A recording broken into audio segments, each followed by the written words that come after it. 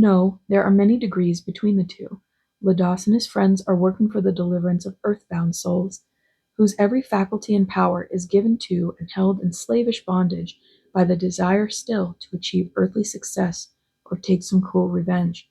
Ladas works to convince all such of the futility of their efforts, to point out the inevitable penalties they incur, and whenever successful, to conduct the repentant ones with such assurances of God's unchanging love as he may be able to give, to the place where their purification begins.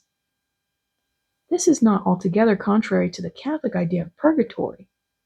There is a slight resemblance, but a great difference, he explained. The error lies in the claim of priestly power to liberate the soul by the instrumentality of the Mass, or in other words, for a monetary or other consideration, which it is not now necessary to tell you is one of the false traditions by which men have been blinded.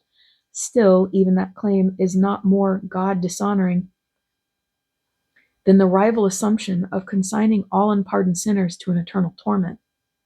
May I ask for information respecting the other stages in the earth conditions?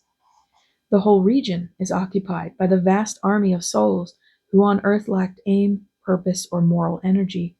They neither helped nor resisted anything, but simply breathed, ate, slept, and existed.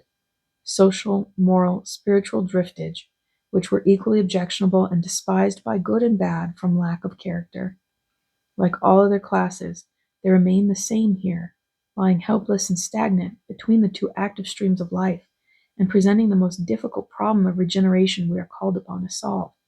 Ignorance and wrongly directed energy are simple causes of spiritual treatment, but in these palsied souls, we have first to recover the use of shrunken, withered, and dried up natural channels before the slightest sign of improvement is visible.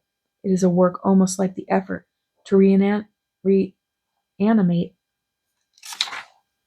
the Egyptian mummy, and were failure in any department of our work possible, this is the field where it would be found. This, however, is out of the question, and though results are achieved so slowly, the real danger the condition presents to earth inspires the efforts of all engaged in the part of our ministry. Wherein lies the special danger? I inquired.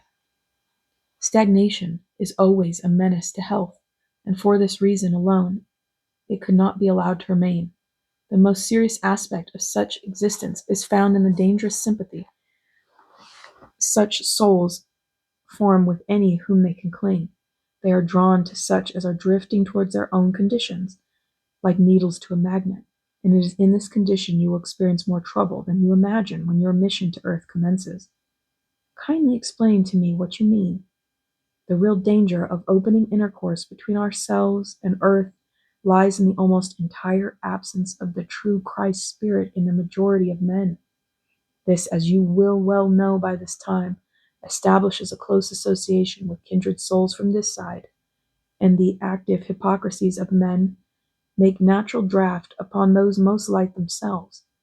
Our invasion of this moral sphere with the evidence of immortality has most largely attracted men and women with greater development of curiosity or desire for loaves and fishes than spiritual knowledge and life.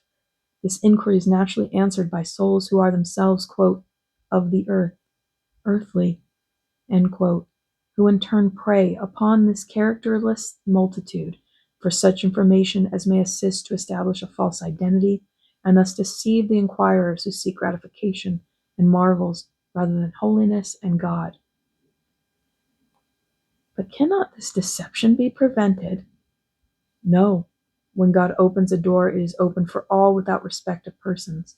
Whatsoever earth asks for, it receives, and if it does not receive the best, it is because it asks amiss. In the nature of the case, ignorance and deception lie nearest to earth and may be reached with greater ease. The higher life needs effort, energy, and sacrifice to attain to, hence few there be who reach it. Still there are a few, and we have to make the best use of these for the present, in the full confidence that righteousness and truth must conquer, and such conquest means the gradual extinction of this lifeless existence lying in what is known as the earth condition. All this will work out more clearly for your understanding by experience. For the present, Let us make a brief visit to Earth, while I will introduce you to him through whom we speak, and give my permission for you to use him under our direction.